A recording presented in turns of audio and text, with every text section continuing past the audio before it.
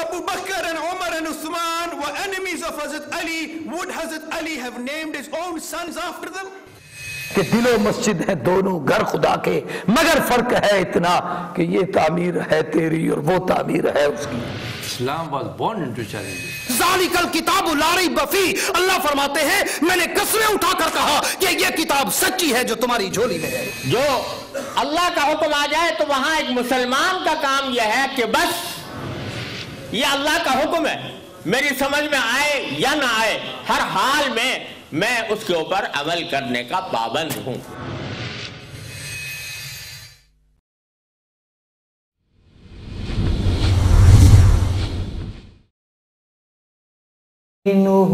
ونستغفره ونؤمن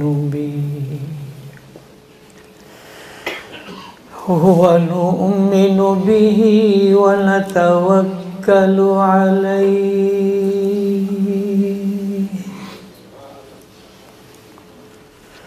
ونعوذ بالله من شرور أنفسنا ومن سيئات أعمالنا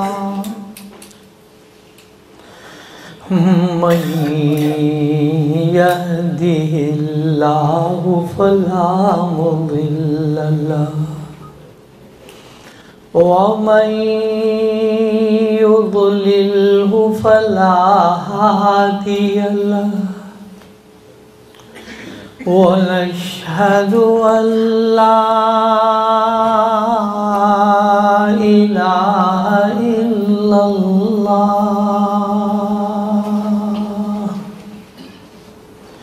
ونشهد أن سيدنا وسندنا هو شفيعنا وحبيبنا ومولانا محمدا عبده ورسوله صلى الله تعالى على خير خلقه محمد وعلى آله وأصحابه أجمعين.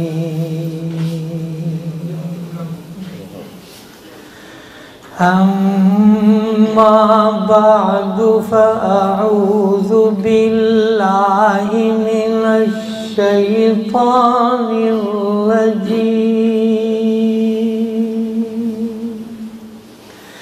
بسم الله الرحمن الرحيم. يا أيها الذين آمنوا عليكم أنفسكم وقال الله تعالى في مقام آخر يا أيها الذين آمنوا قوا أنفسكم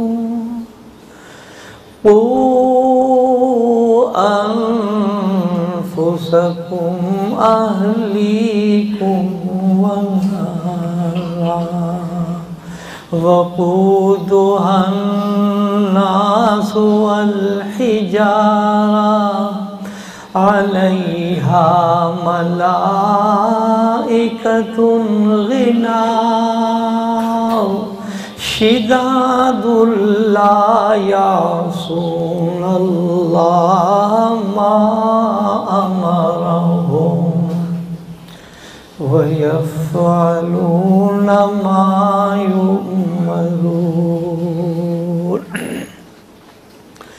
وقال رسول الله صلى الله عليه وسلم یا ابا ذر رضی اللہ تعالی خذ الزاد کاملا فإن السفر بعید جدد السفینة فإن البحر عمیق وخفف الحمل فإن العقبة كؤود واخلص العمل فإن الناقد بصير أو كما قال عليه الصلاة والسلام صدق الله العظيم وصدق رسوله النبي الكريم ونحن على ذلك لمن الشاهدين والشاكرين والحمد لله رب العالمين.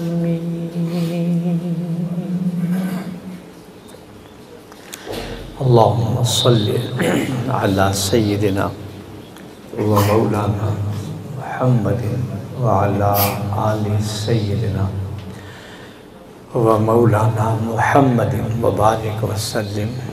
رب اشرح لي صدري ويسر لي أمري واحلل عقدة من لساني يفقهوا قولي. اللهم أرنا الحق حقا وارزقنا اتباعه وأرنا الباطل باطلا وارزقنا اجتنابه.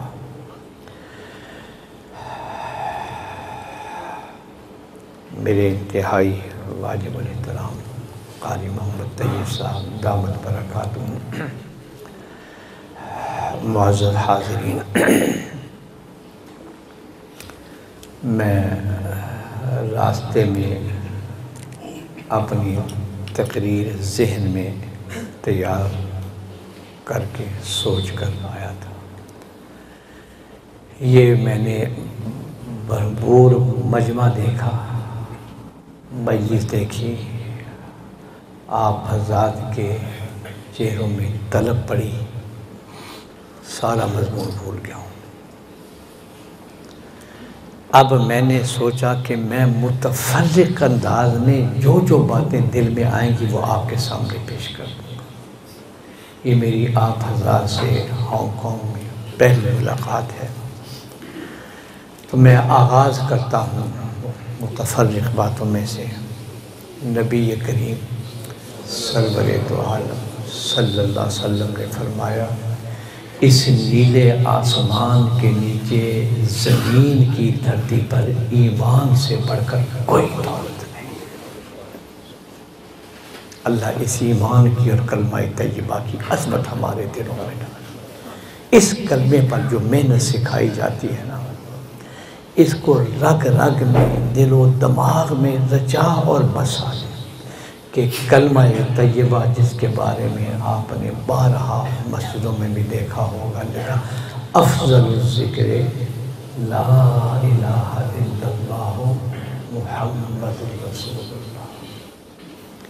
اور پھر فرمایا کہ ایمان کے بعد سب سے بڑی نعمت صحت کی ہے. صحت بہت بڑی نعمت.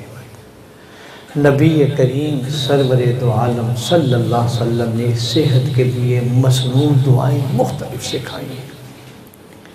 آج میں آدھی لائن کی ایک دعا صحت کے بارے میں آپ حضرات کو سناتا ہوں.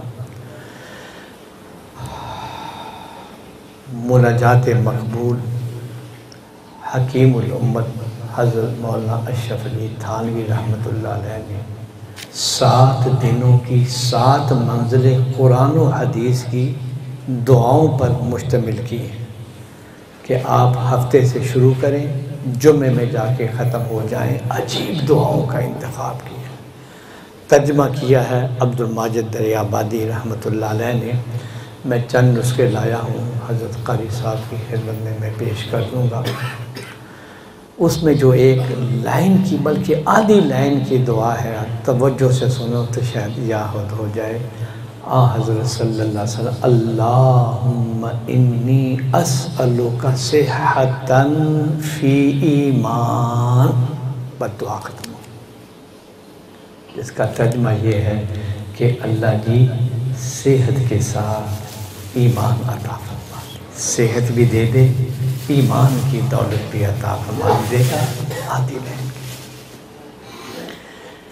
میرے والد بانی جامع اشرفیہ حضرت مفتی محمد حسن، اللہ ان کی قبر کو نور سے بھر دے، ہزارہ مرتبہ یہ جملہ فرمایا ہوگا جو میں آج آپ کو سنانے لگا۔ اکثر فرمایا کرتے تھے کہ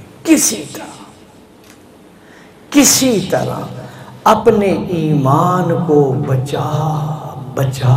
بچا کے قبر تک لے جاؤ، پھر موج ہی موج ہے، پھر موج ہی موج ہے۔ اللہ جی جتنے حاضرین ہیں، ہم سبوں کا ایمان کامل پر خاتمہ نصیب فرما دے، سکرات موت میں ہماری مدد فرما دے۔ میرے دوست اور بزرگ، میں نے 7واں پارہ ایک آیت کا ایک چھوٹا سا حصہ آپ کو سنایا۔ زندگی میں انقلاب پیدا ہو جائے گا۔ اللہ حق جل شانہ نے ہماری اصلاح کے لیے کس کس انداز میں ہمیں جگایا ہے، خبردار کیا۔ کہیں یہ فرمایا جس وقت فرشتہ اجل آئے گا اس نے تو ہر ایک کا مہمان بننا ہے۔ اس وقت بندہ یہ کہے گا، قرآن یہ کہہ رہا لولا اخرتنی الی اجل قریب، اللہ جی مجھے ایک اور چانس دے دیجیے گا۔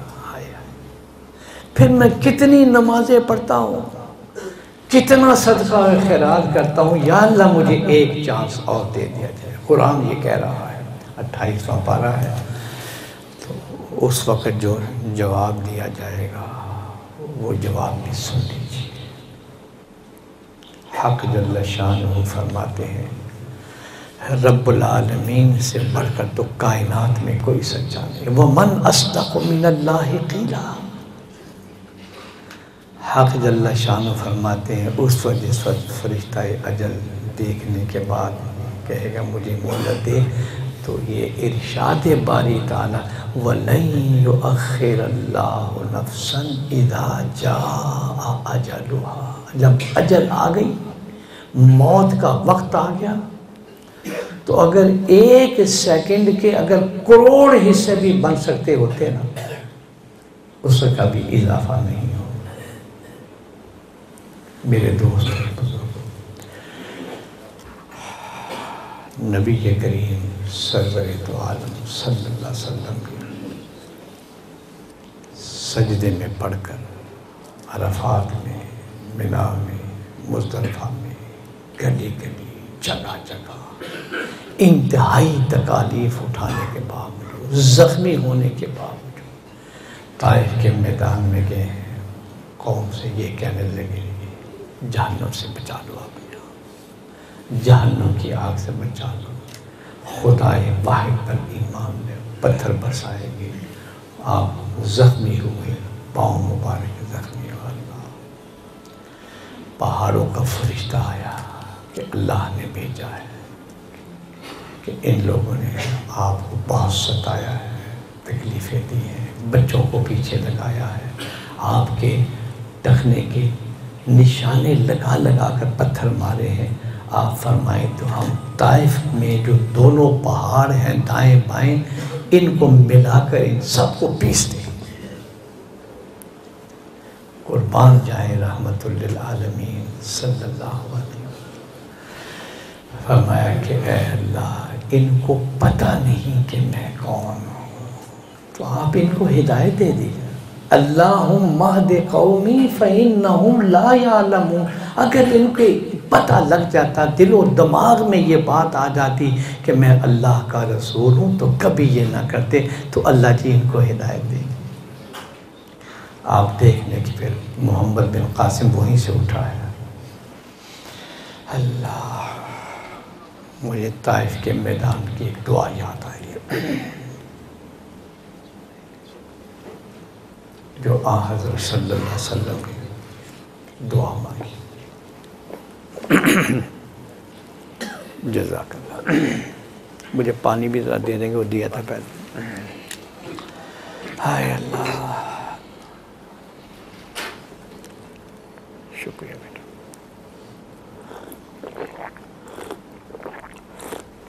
الحمدللہ.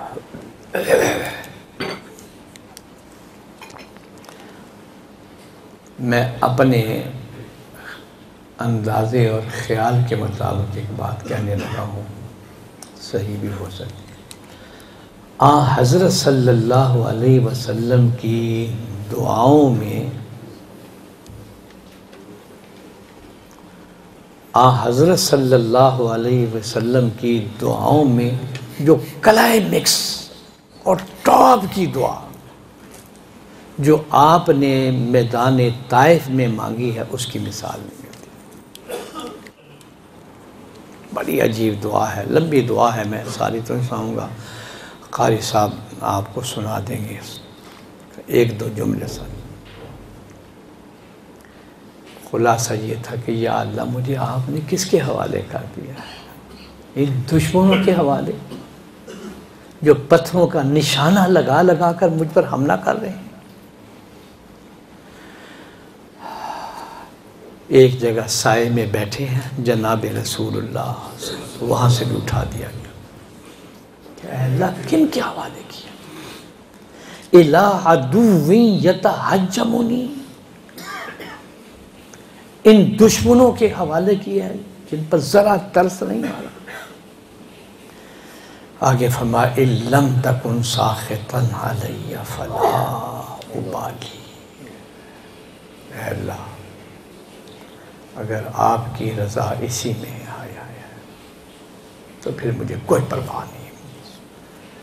مجھے سب سے زیادہ جس چیز کی ضرورت ہے وہ آپ کی رضا اور خوشنودی کی ضرورت. اگر آپ کی رضا اسی میں ہے.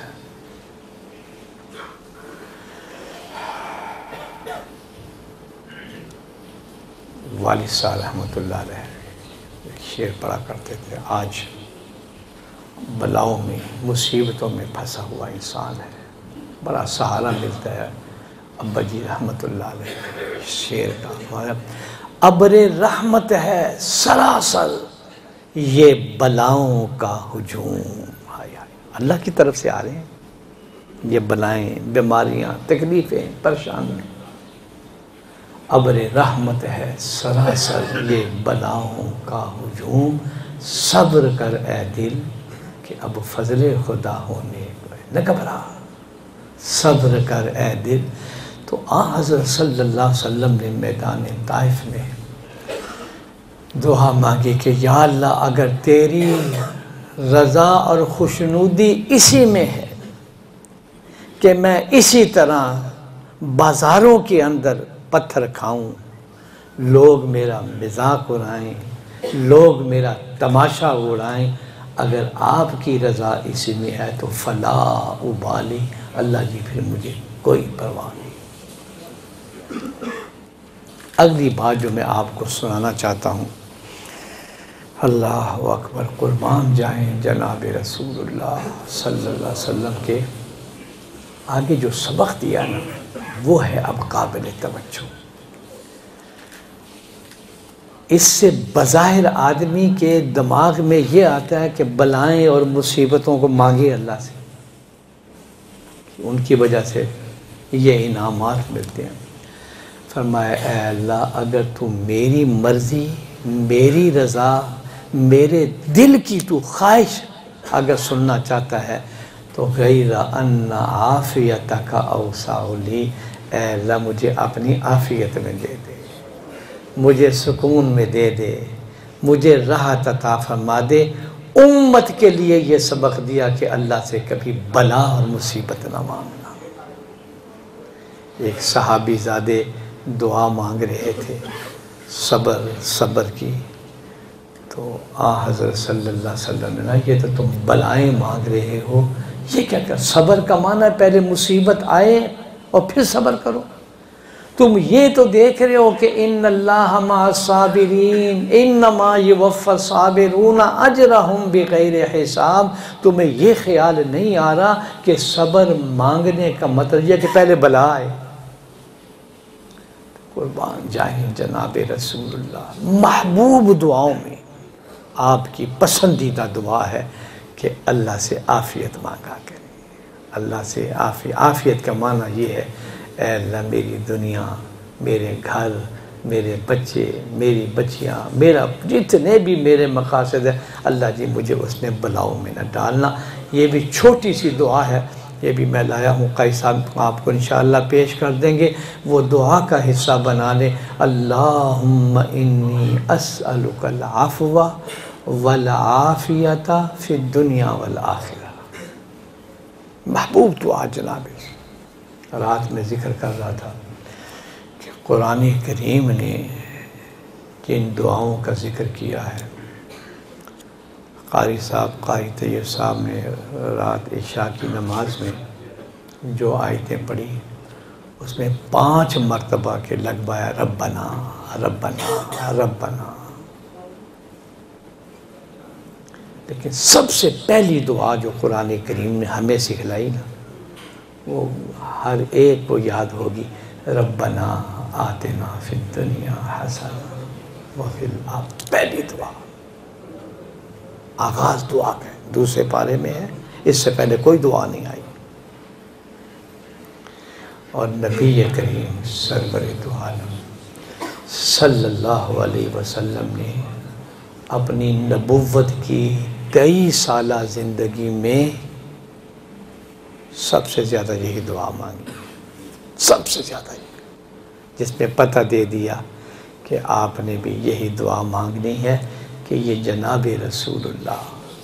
اور جب آپ پڑھتے ہیں ربنا آتنا فی الدنیا حسنہ، آپ کے گھر، آپ کے بچے بچیاں، ملک، بیماریاں، بلائیں، دنیا کے جتنے معاملات ہیں سارے کے سارے ربنا آتنا فی الدنیا حسنہ میں آ گئے۔ اور جب آپ پڑھیں گے وفی الآخرۃ حسنہ، تو پھر قبر کا معاملہ، میدان محشر کا معاملہ، اعمال تولے جائیں گے، پل صراط کا معاملہ، یہ کل کے کل معاملات آ جائیں گے۔ یا اللہ قبر سے لے کر جنت کے دروازے تک کی جتنی منزلیں آنے والی ہیں، اللہ جی ہمارے لیے آسان فرمائے۔ میرے دوستوں اور بزرگوں، میں نے جو آیت تلاوت کی اور ایک حدیث میں نے پڑھی جو مجھے یہی آ کر ذہن میں آئی ہے، یہ میں نے کہا کہ 7واں پارہ ہے۔ رب العالمین فرماتے ہیں یا ایھا الذین آمنوا، خطاب ان لوگوں سے ہے جنہوں نے کلمہ پڑھ لیا ہے۔ اے وہ لوگوں جنہوں نے کلمہ پڑھ لیا ہے، ایمان لا چکے ہو، کلمہ پڑھ چکے ہو، ایمان کا واسطہ دے کر رب العالمین فرما رہے ہیں علیکم انفسکم، ذرا اپنے آپ کی تو خبر لے لو، اپنا مراقبہ کر لو، اپنا محاسبہ کر لو، اپنے آپ کو چیک کر لو کہ صبح سے لے کر شام تک میں کیا کروں۔ آج ہم جہاں کہیں 2-4 آدمی بیٹھتے ہیں تو یہ تو کہتے ہیں جی لوگوں میں یہ عیب پایا جا رہا ہے، لوگ خیانت کر رہے ہیں، غیبتیں کر رہے ہیں، جھوٹ بول رہے ہیں۔ قرآن ہمیں یہ درس دے رہا ہے کہ اے ایمان والے تو اپنے آپ کو دیکھ کہ تیرا کیا حال ہے، صبح سے لے کر رات سونے تک تمہارے معمولات کیا ہیں، کہاں کہاں آنکھ بہکی ہے، کہاں کانوں نے غلط باتیں سنی ہیں، کہاں زبان نے کیا کیا باتیں کہی ہیں، کتنی دل آزاری کی ہے، کتنی غیبتیں کی ہیں۔ اگر ہم میں سے ہر آدمی یہ طے کر لے، یہ فیصلہ کر لے، یہ سوچ لے کہ میں نے ہر رات سونے سے پہلے صبح سے شام تک جو میں نے اوقات گزارے ہیں، میں نے چیک کرنے ہیں کہ کہاں کہاں میں نے اللہ اور اس کے رسول کی مخالفت کی۔ اس میں تو کوئی شک اور تردد نہیں کہ ہم میں سے ہر آدمی گناہ گار ہے، خطا کار ہے، گناہوں میں ہم پھنسے ہوئے ہیں۔ سر سے لے کر اگر پاؤں تک اگر کہا جائے تو ہم لتھڑے ہوئے ہیں گناہ، قدم قدم پر ہم سے گناہ ہو رہے ہیں، غلطیاں ہو رہی ہیں۔ اگر آدمی اپنا مراقبہ اور محاسبہ کرنے کے بعد، نبی کریم سرور دو عالم صلی اللہ علیہ وسلم نے فرمایا 2 رکعت نماز نفل توبہ کی نیت سے پڑھ لیں۔ اللہ 2 رکعت نماز نفل توبہ کی نیت سے پڑھ کر اللہ کی بارگاہ میں 2 آنسو نکالے، یا اللہ اقرار کرتا ہوں، اعتراف کرتا ہوں، گناہوں سے بھرا ہوا ہوں، آپ کے علاوہ میرا اب کوئی اور کوئی سہارا نہیں ہے، مجھے معاف فرما۔ کل گزشتہ دوپہر کا کھانا تھا تو جس گھر میں گئے تو گھر کے دروازے پر یہ آیت لکھی ہوئی تھی، ایاک نعبد و ایاک نستعین۔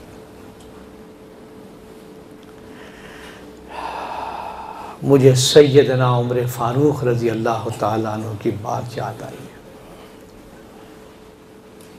فرمانے لگے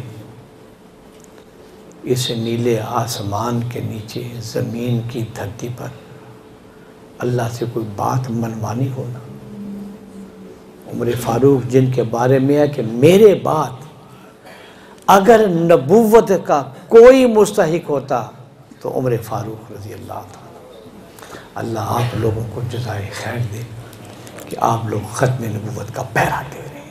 جب میں نے یہ بورڈ پڑھتا ہوں میں نے کہا یا اللہ، ہماری مغفرت اور بخشش کا یہ شارٹ کٹ راستہ ہے کہ عقیدہ ختم نبوت کے تحفظ کے لیے جو آدمی بھی جتنی بھی ہمت کر رہا ہے، کوشش کر رہا ہے، سمجھ لیں کہ وہ جناب رسول اللہ صلی اللہ علیہ وسلم کی شفاعت کا سب سے زیادہ حقدار ہے۔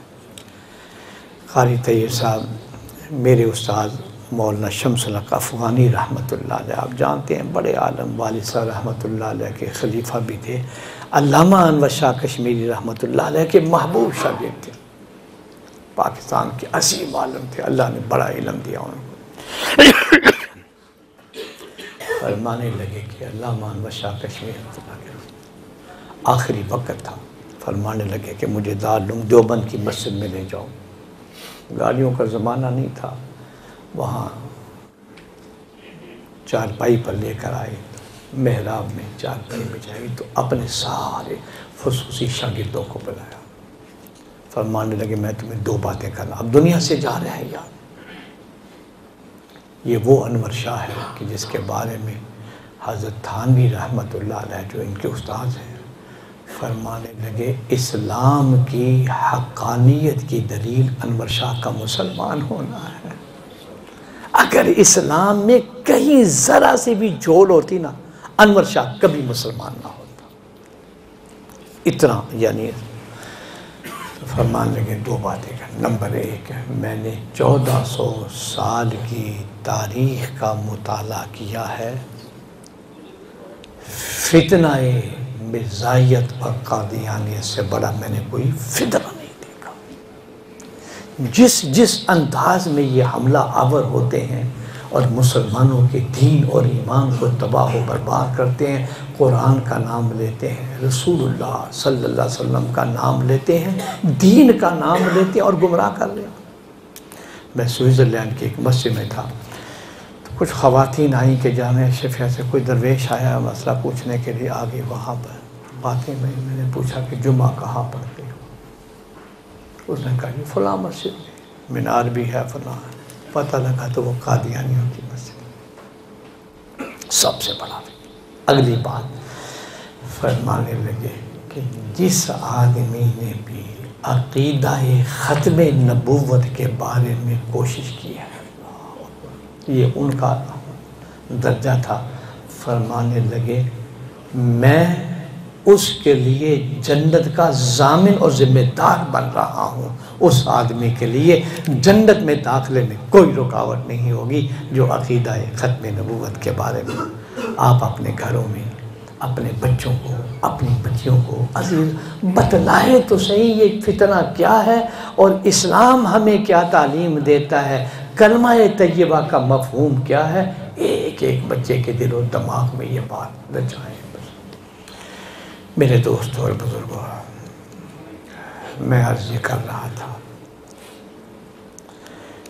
کہ جب میں نے سیدنا عمر فاروق رضی اللہ تعالی عنہ فرمانے لگے اللہ سے کوئی بات منوانی ہو تو میرا مجرب نسخہ ہے، کثرت سے پڑھ لیا کرو اللہم ایاک نعبد و ایاک نستعین، اللہم ایاک نعبد، اے اللہ ہم تیرے بندے ہیں، کوئی اور خدا نہیں ہمارا، کہیں اور ہم سجدہ نہیں کرتے، کوئی حاجت روا کوئی مشکل کشا اللہ جی سوائے آپ کے کوئی نہیں۔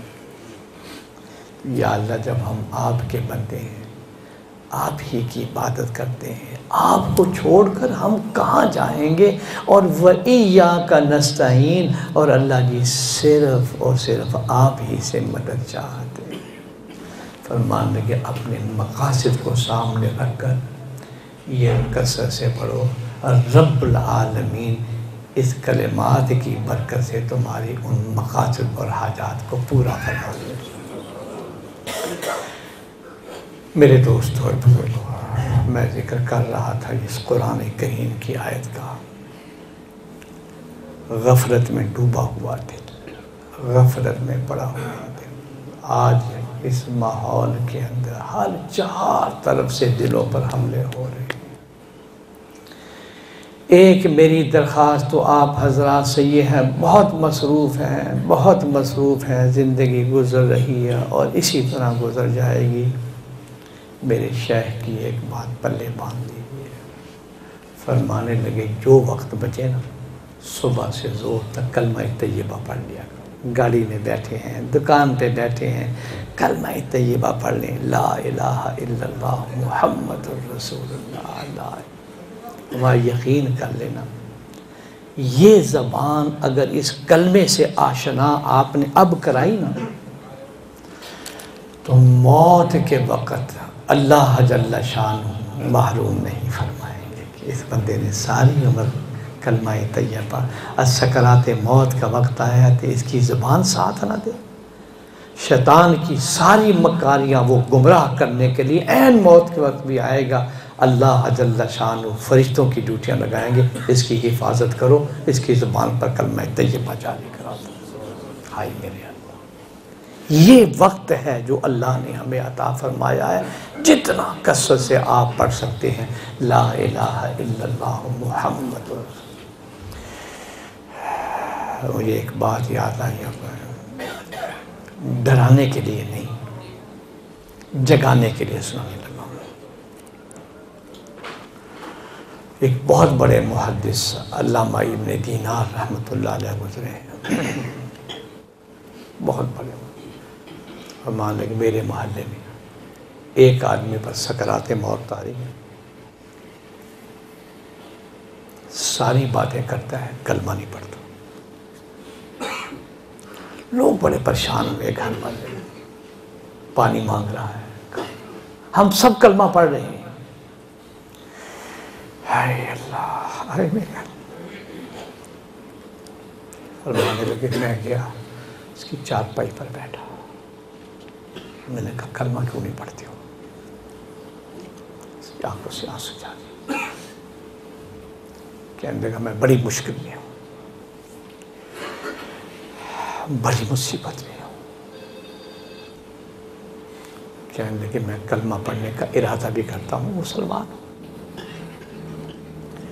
میری ایک دکان تھی، لوگوں کو سودا دیتا تھا، تولنے میں ڈنڈی مارتا تھا، کم دیتا تھا۔ کہنے لگے حضرت میں آپ سے کیا چھپاؤں کہ اب میں کلمہ پڑھنا چاہتا ہوں تو میری دکان کی ترازو کی وہ ڈنڈی ٹک کر کے میری زبان پر لگتی، کلمہ نہیں پڑھتی۔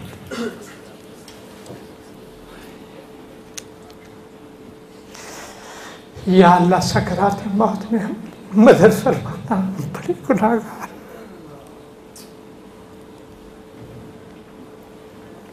میرے شیخ، میرے پیر ڈاکٹر عبدالحی عارفی رحمۃ اللہ علیہ حضرت تھانوی کے خلیفہ ہیں، فرمان لے کے میرا دوست ہم علی گڑھ میں اکٹھے پڑھتے رہے یونیورسٹی کالج میں۔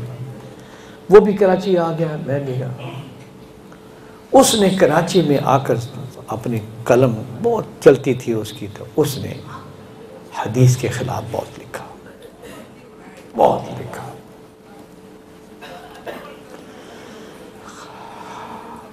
کہنے لگے مجھے پتہ چلا کہ ڈاکٹر نے جواب دے دیا ہے اور وہ ہسپتال میں ہے۔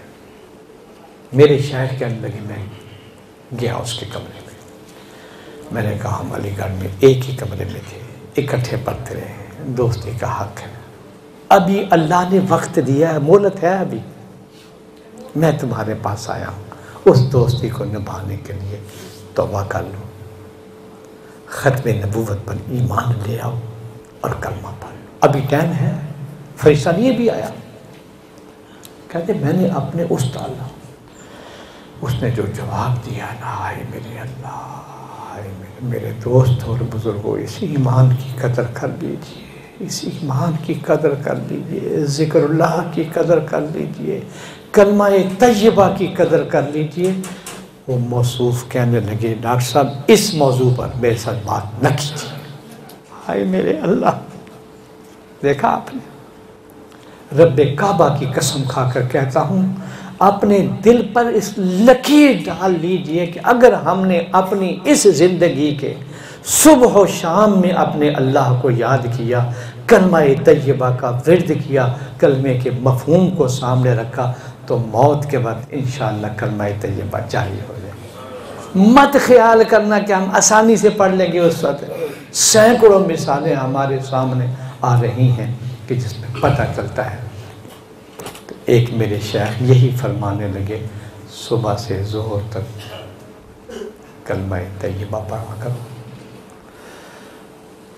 اور ظہر کے سے لے کر رات سونے تک جو فارغ وقت ملے اس میں درود شریف پڑھ لیا کرو، اس میں درود۔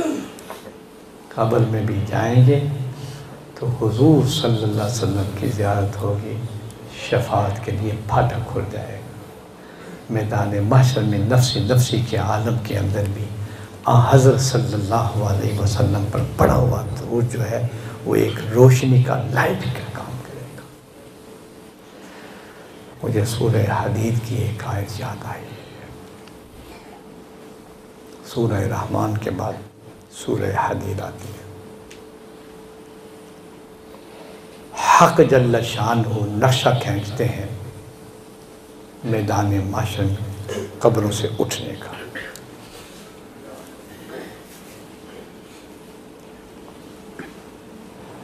کائنات ختم ہوگی، فنا ہوگی، دکن دکا، صفن صفا کا منظر ہوگا، اور اس طرح دنیا لپیٹ لی جائے گی جیسے مسجد سے آپ کارپٹ لپیٹتے ہیں۔ اب جس پر قبروں سے اٹھایا جائے گا، اللہ نے نقشہ کھینچا، یہ جن لوگوں نے سجدہ کیا ہوگا، نیکیاں کی ہوں گی، کلمہ طیبہ پڑھا ہوا، ایک روشنی ملے گی ہر ایک کو، لائٹ ملے گی، اور کم سے کم روشنی اتنی ملے گی کہ اس کے یہ انگوٹھے میں سے ایک چھوٹا سا جیسے ٹارچ کا بلب نہیں ہوتا، تو وہ قبر میں جب اٹھے گا تو اس وقت سورج چاند تو نہیں ہوگا، اندھیرا گپ ہوگا۔ وہ اس لائٹ کو دیکھ دیکھ کر گزرے گا، اور پرسرات بھی اور دوسرے بھی سارے۔ تو ایک اس کا محلے دار پڑوسی ملے گا، کہے گا دیکھو تھوڑی دیر میرا انتظار کرو. نقتبس من نورکم، تمہاری اس روشنی سے میں تھوڑا سا فائدہ اٹھا لوں، تمہارا کیا نقصان ہے؟ اب یہ روشنی ہو رہی ہے، سب کو پہنچ رہی ہے، تو مجھے اپنے اس تعلق کی بنا پر نقتبس من نورکم، قرآن کی آواز سن لیجئے، قرآن کی آواز سن لیجئے. اللہ قیل ارجعوا وراءکم فالتمسوا نورا، جاؤ جہاں پاور ہاؤس سے یہ روشنی تقسیم ہو رہی ہے، اپنا نور وہاں جا کے ڈھونڈ لو. فضرب بینہم بسور لہ باب، اقتبار آ جائے. یہ قرآن کہہ رہا ہے ہمیں. میرے دوست اور بزرگوں، ہم اپنے آپ کو جگا لیں، خبردار کر لیں. کون سی لمبی لمبی باتیں ہم سے قرآن چاہ رہا ہے، تقاضا کر رہا ہے. یہ نماز ہے، یہ سجدہ ہے، زیادہ سے زیادہ یہ کام نہ کرو، یہ کام نہ کرو، یہ اس میں بھی کوئی زور لگتا ہے. جھوٹ نہ بولنا، بدکاری نہ کرنا، شراب نہ پینا، زنا نہ کرنا، غیبت نہ کرنا. کرنے میں تو مشقت ہے، نہ کرنے میں کیا مشقت ہے؟ ذرا سا اپنی دماغ کی لہروں کو اگر آپ درست کر لیں تو رب کعبہ کی قسم یہ منزل بڑی آسان ہو جائے گی، منزل بڑی آسان. اور اگر آپ مشکل کر لیں تو پھر اب میں ایک حدیث جو میں نے پڑھی ہے اس کا ترجمہ سن لیجئے. آپ دیکھیں گے کہ جناب رسول اللہ صلی اللہ علیہ وسلم حضرت ابو ذر کبار صحابہ میں سے رضی اللہ، 4 نصیحتیں فرمائی حضرت صلی اللہ علیہ وسلم. نمبر 1، اللہ مان لگے ابو ذر، خذ الزاد کاملا فإن السفر بعید. سفر بڑا لمبا آ رہا ہے، اس سفر کے لیے اپنا توشہ، سامان اور زاد راہ زیادہ سے زیادہ اکٹھے کر لیں. یہ نیکیوں کے انبار، جیبیں بھر لیں، بوریاں بھر لیں، جتنے اکٹھے کر سکتے ہیں انبار نیکیوں کے اکٹھے کر لیں. یہ توشہ، یہ زاد راہ ہے. سفر بڑا لمبا آ رہا ہے، اس کے لیے اپنا توشہ سے ساتھ لیں. قربان جائیں جناب رسول اللہ. اللہ تعالیٰ نے ہمیں حضرت صلی اللہ علیہ وسلم کا امتی بنایا. آپ دیکھ دیں کہ کس طرح لوٹ مار بڑی سی بڑی سیلیں. آپ دیکھ دیں وہاں ایک دفعہ سبحان اللہ پڑھیں اور زمین اور آسمان کے درمیان میں جو فضا ہے وہ ثواب سے بھر دی جاتی ہے. 19واں پارہ روح المعانی میں حضرت سلیمان علیہ السلام کا واقعہ لکھا ہے.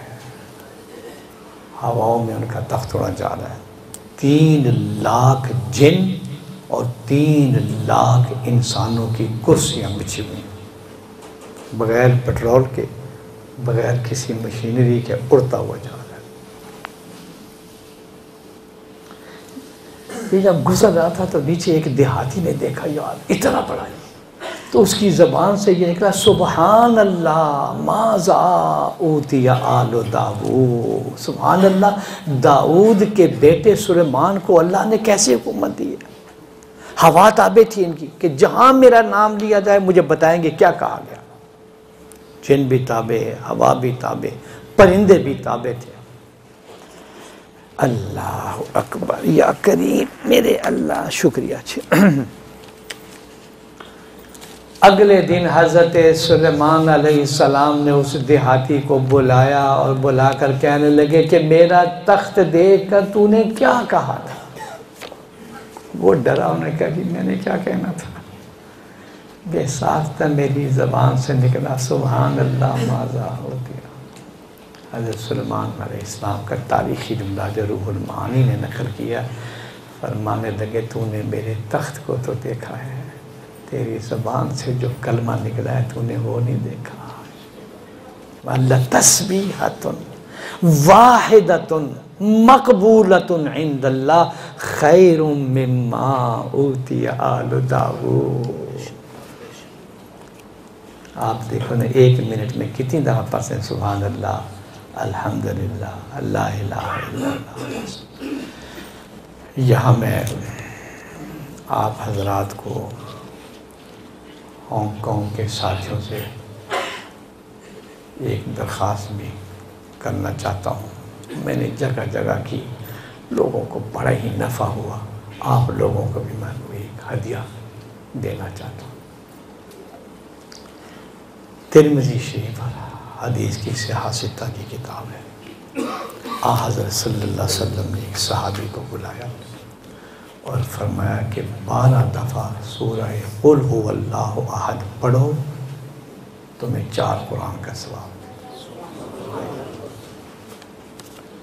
میں نے گھڑی دیکھ کر حساب لگایا تو میں 1 منٹ میں 12 مرتبہ بمائے بسم اللہ کے پڑھ لیتا ہوں۔ منٹ 1 لگ رہا ہے اور قرآن 4 منٹ۔ یہ صدقہ ہے جناب رسول اللہ۔ ویسے نہیں، بنی اسرائیل کے انبیاء دعائیں مانگتے تھے کہ اللہ جی ہمیں اس آخری نبی کا امتی بنا دیجئے، اتنی انعامات کی بارش ہو رہی ہے۔ اب میں آپ حضرات سے، ہانگ کانگ کے حضرات سے ایک درخواست کرنے لگا ہوں، آپ کو انشاءاللہ بڑا نفع ملے گا۔ یہ ہر روز 1 منٹ کا یومیہ گفٹ اور تحفہ پڑھنے کے بعد صرف اور صرف جناب رسول اللہ صلی اللہ علیہ وسلم کی خدمت عالیہ میں بھیج دیا۔ اس میں نہ شریک کریں اپنے کسی عزیز و اقربا، ان کے لیے لیتا پڑے۔ یہ جب 4 قرآن کریم کا تحفہ آستانہ عالیہ میں جائے گا کہ ہانگ کانگ کے اندر فلاں مسلمان کی طرف سے یہ 4 قرآن کریم کا ہدیہ ہے، اس کا جو ریٹرن آپ کو ملے گا اور آپ کے گھر میں بچے بچیاں وہ لوگ کو ملے گا، آپ شاید اس کو کیلکولیٹ نہ کر سکیں۔ اور میں نے اپنے جامعہ شفیہ میں اپنے اساتذہ کی موجودگی میں نے کہا کیا عجب کہ قبر میں، تنہائی میں، تاریکی میں جب حضرت صلی اللہ علیہ وسلم کی زیارت کرائی جائے اور پوچھا جائے اپنا عقیدہ واضح کرو، تو کیا جب حضرت صلی اللہ علیہ وسلم فرما دے اس سے عقیدہ پوچھتے ہو جو روزانہ 4 قرآن مجھے بھیجتا ہے، روشن کرو اس کی خبر۔ ایک تو میں آپ سے تمہارا میں حدیث سنا رہا تھا، 4 باتیں حضرت صلی اللہ علیہ وسلم نے فرمائی۔ پہلی بات تو یہ فرمائی، دیکھو لمبا سفر ہے، زیادہ راہ کی تیاری کر، زیادہ راہ، یہی سبحان اللہ، یہی کلمہ طیبہ، یہ وہاں یہ ڈالر پاؤنڈ پیسے تو کام نہیں ہے، وہاں یہ کی کرنسی یہ ہے، سبحان اللہ ہے، الحمدللہ ہے، قرآن کریم ہے۔ دوسری بات یہ فرمائی ہے، اللہم جدد السفینہ فإن البحر عمیق۔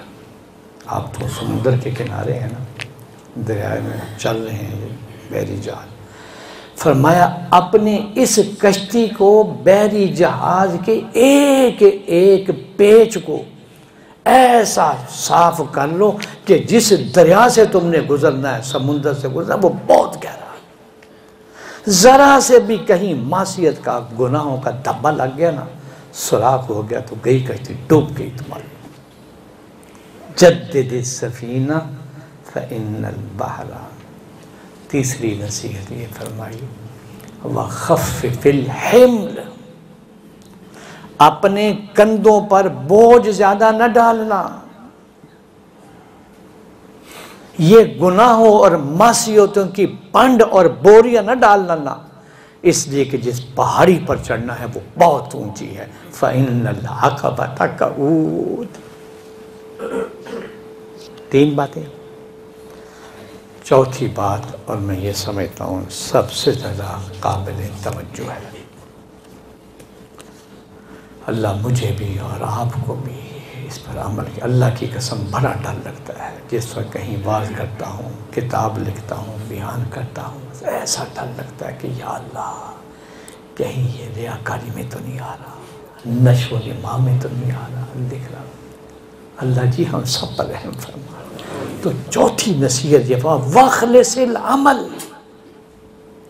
اپنے اعمال میں اخلاص پیدا کرو، قیامت کے دن جو ذات پرکھنے والی ہے وہ بڑی بصیر ہے، وہاں کوئی چلاکی کام نہیں آئے گی، کوئی جھوٹ کام نہیں آئے گا، وہاں کوئی دھوکہ نہیں۔ وَخْلِصِ الْعَمَلَ فَإِنَّ النَّاقِدَ بَصِيرٌ۔ حضرات محترم، میری دعا ہے کہ اللہ جل شانہ میری بھی مغفرت اور بخشش کا کوئی بہانہ بنا دے، جتنے حاضرین ہیں ان کی بھی مغفرت اور بخشش کا بہانہ۔ میں چند باتیں 1-2 منٹ کے اندر آپ کو سنانا چاہتا ہوں، تاکہ اس دور میں شیطان جس انداز میں حملہ آور ہو کرنا مساوس ڈال رہا ہے، پریشانیوں میں ڈال رہا ہے کہ تو بار بار توبہ کرتا ہے پھر توڑ دیتا، کیا فائدہ تیری توبہ کرنے کا؟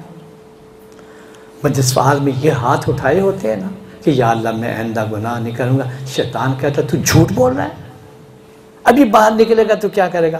بس ہاتھ ڈھیلے پڑنے شروع ہو جاتے۔ یہ ہم سب کے ساتھ ہے، تو میں آپ کو اس کا حل آج بتاتا ہوں۔ یہ ظالم با جس نے حضرت آدم علیہ السلام کو بھی جنت سے نکلوایا ہے، اس نے اللہ سے کہا تھا کہ یا اللہ مجھے قیامت کے دن تک مہلت دے، میں تیری ساری کی ساری مخلوق کو گمراہ کروں گا، مجھے اللہ تیری عزت و جلال کی قسم ہے سوائے ان بندوں کے جو اخلاص کے ساتھ تیری عبادت میں لگے۔ اس شیطان کے حملے سے بچاؤ کے لیے حضرت تھانوی رحمۃ اللہ علیہ نے چند باتیں لکھی ہیں، مجھے اچھی لگی، میں نے ملک بیرون ملک میں اس کو لوگوں کے سامنے سنایا ہے۔ قاری صاحب کو میں کافی ساری کاپیاں لایا ہوں، وہ دے دیں گے، اب وہ سن لیجیے۔ قاری صاحب میں وہ سنا دینا چاہتا ہوں۔ بسم اللہ الرحمن، فرمانے لگے گناہوں کو اتنا بڑا سمجھنا کہ توبہ کافی نہ ہو، یہ در حقیقت تکبر ہے، گو صورتاً شرمندگی ہے۔ میں بڑا گناہ گار ہوں اور توبہ چھوڑ دوں، فرمایا یہ تکبر ہے۔ نمبر 2 فرمانے لگے دل سے توبہ نہیں نکلتی تو زبان ہی چلاؤ، مگر تم نے تو ہمت ہی ہار دی اور خام خواہ اپنے کو مجبور اور توبہ کو دشوار سمجھ لیا۔ نمبر 3 فرمانے لگے اگر پھر گناہ ہو جائے پھر توبہ کر لیجئے، توبہ کرنے میں کوئی پھاوڑے تو چلانے نہیں پڑتے۔ ہائے میرے اللہ، دیکھا آپ نے، فرمایا توبہ کرنے میں کوئی پھاوڑے تو چلانے نہیں پڑتے۔ اگر کہو صاحب یہ توبہ کیا ہوئی، ایک کھیل ہو گیا، تو حضرت فرمایا تو صاحب کھیل ہی صحیح، مگر یہ کھیل ہیں جسے کہا کرتے ہیں کھیلتے ہی کھیلتے گھر بس جائے گا، کھیلتے ہی کھیلتے گھر بس جائے گا۔ توبہ حقیقی نہ صحیح تو توبہ کرنے والوں کی مشابہت تو مل جائے گی۔ اور آخری بات یہ فرمائی تمہارا یہ گمان کہ وہ توبہ کو قبول نہ کریں گے، تمہارا یہ گمان کہ وہ توبہ کو قبول نہ کریں گے، بھلا ان کے متعلق یہ گمان کیسے ہو سکتا ہے؟ اس جہل کو نکالو، توبہ سے مت رکو کہ صاحب ہمارے گناہ بہت بڑے ہیں۔ ارے صاحب تمہارے گناہ تو کیا بڑے ہوتے، تم ہی کے کہاں کے بڑے ہو، وہ گناہ تو تمہاری صفت ہے، جب تم ہی بڑے نہیں ہو تو تمہاری صفت کہاں بڑی ہوگی۔ اور آخر میں فرمایا گناہ سے بچنے کا سب سے عمدہ اور آسان طریقہ یہ ہے توبہ کرتے رہو، اس سے دوری گھٹے گی، اس سے محبت بڑھے گی، پھر اس محبت کا اثر یہ ہوگا کہ گناہ ہی نہ ہوں گے۔ اللہ ہم سبوں کو سچی توبہ کرنے کی توفیق عطا فرمائے۔ وآخر دعوانا الحمدللہ رب العالمین۔